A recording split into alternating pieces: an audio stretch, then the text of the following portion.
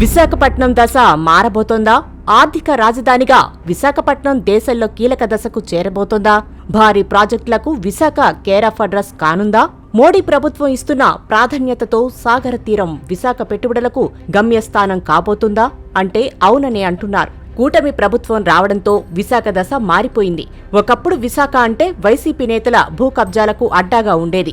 పరిపాలనా రాజధాని పేరుతో విశాఖను వైసీపీ నేతలు తమ స్వార్థానికి వాడుకున్నారు. కూటమి ప్రభుత్వం ఇప్పుడు విశాఖను ఉద్యోగులకు అడ్డాగా మారుస్తోంది. విదేశీ సంస్థలతో పాటు దేశంలోని దిగ్గజ సంస్థల్ని ఆకర్షిస్తోంది. రాబోయే రోజుల్లో విశాఖ ఉద్యోగులకు కేంద్రం కానుంది. ఉద్యోగాల కోసం స్థానిక యువత ఇతర రాష్ట్రాలకు వెళ్లాల్సిన అవసరం ఉండదంటున్నారు. ఇంజనీరింగ్, ఏఐ నైపుణ్యం కలిగిన యువత విశాఖలోనే ఉద్యోగాలు పొందే అవకాశం ఉంటుంది. ఏపీ ఆర్థిక రాజధాని విశాఖపట్నానికి భారీగా పెట్టుబడులు తరలివస్తున్నాయి. విశాఖలో లులు మాల్, మల్టీప్లెక్స్ ఏర్పాటు చేస్తామని లులు గ్రూప్ ఇప్పటికే ప్రకటించింది.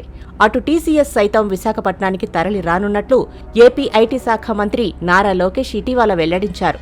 టీసీఎస్ రాకతో 10,000కు పైగా ఉద్యోగాలు, పరోక్షంగా లక్షలాది మందికి ఉపాధి కలగనుంది. విశాఖ రైల్వే జోన్ కూడా విశాఖ ప్రగతికి దోహదం చేయనుంది. ఇప్పుడు విశాఖను ఆర్థికంగా మరింత బలోపేతం చేసే విధంగా కేంద్రం కీలక నిర్ణయం తీసుకుంది. దీర్ఘకాలిక ప్రణాళికలో భాగంగా అణుశక్తితో ప్రత్యర్థి దేశాలపై దాడి చేయగలిగే 2 జలాంతర్గాములను దేశీయంగా అభివృద్ధి చేయాలని కేంద్రం నిర్ణయించింది. దేశవ్యాప్తంగా ప్రాజెక్టు 77 కీలకంగా మారింది. ఈ ప్రాజెక్టుతో పాటుగా 31 ఆయుధాలతో కూడిన MQ-9B ప్రిడేటర్ డ్రోన్లను అమెరికా నుంచి కొనుగోలు చేయాలని నిర్ణయించింది. ఈ మేరకు ప్రధానమంత్రి నరేంద్ర మోదీ నేతృత్వంలోని భద్రతా వ్యవహారాల కేబినెట్ కమిటీ ఇందుకు ఆమోదం తెలిపింది. పాకిస్తాన్, చైనా దూకుడు కళ్లెం వేయడానికి న్యూక్లియర్ పవర్డ్ అటాక్ సబ్మెరీన్లను రూపొందించాలని, అది కూడా స్వదేశీ టెక్నాలజీతో అతి తక్కువ ఖర్చుతో వాటిని రూపొందించాలని భావిస్తోంది. 10,000 కాదు, ఏకంగా 40,000 కోట్లతో ఈ ప్రాజెక్టు చేపట్టనున్నారు. ఎంతో కాలంగా పెండింగ్లో ఉన్న ఈ ప్రాజెక్టుకి మోడీ ప్రభుత్వం గ్రీన్ సిగ్నల్ ఇవ్వడంతో విశాఖ రూపురేఖలు మారనున్నాయి. ప్రాజెక్టు 77లో భాగంగా అణుశక్తితో దాడి చేయగలిగే 2 జలాంతర్గాములను అభివృద్ధి చేస్తారు. నౌకాదళ పరిభాషలో వీటిని SSN అని పిలుస్తారు. ఇక ఇందులో క్షిపణులు, టార్పెడోలు, ఇతరత్ర ఆయుధాలు కూడా ఉంటాయి.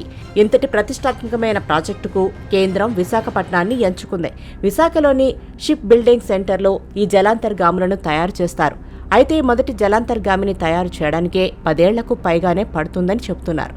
2 SSNలు 95% దేశీయంగా తయారు కానట్లు సమాచారం. కొన్ని డిజైన్ కన్సల్టెన్సీ కోసం మాత్రమే విదేశీ సహాయం తీసుకుంటారు. కేంద్ర ప్రభుత్వం తీసుకున్న ఈ విప్లవాత్మక నిర్ణయంతో విశాఖలోని సూక్ష్మ, చిన్న, మధ్య తరహా పరిశ్రమలకు ఉపయోగం ఉంటుందని నిపుణులు చెబుతున్నారు. ప్రాజెక్టు 77కి విశాఖను ఎంపిక చేయడం గొప్ప మైలురాయి అని స్థానికులు ఆనందం వ్యక్తం చేస్తున్నారు.